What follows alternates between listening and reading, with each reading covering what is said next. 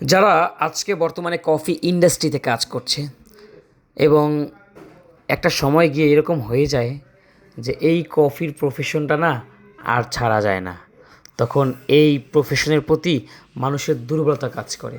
তখন সে কম বেতন কিংবা কম স্যালারি হলেও দেখা যায় যে সে এই প্রফেশনে টিকে থাকে, মানে আটকে যায়।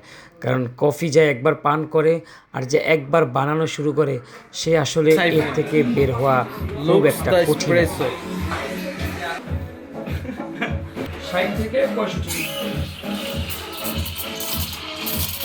জিহাদি ভাই রোজ ডিজাইনটা নাকি ভাবির কাছ থেকে শিখছে, তো দেখা যাক কেমন ট্রেন করছে। Let's start it. পারদিন, তোমার কি মনে হয় ভাই কি পারবে? ভাই পারবে মানে? আমি তো বড় দোয়া দিছিলাম যে পারবে না। মা তো নিয়ে পুরো মা ফেলে লাগতো। ও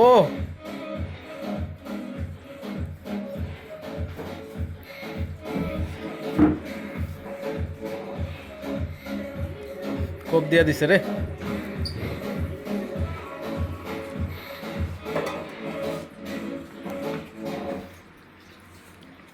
ওকে, আপনারাই বলেন এটা কি হইছে?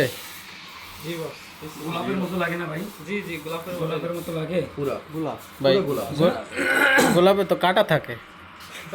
কাটা তো অন্তরে বেটা। হ্যাঁ দেন দেন।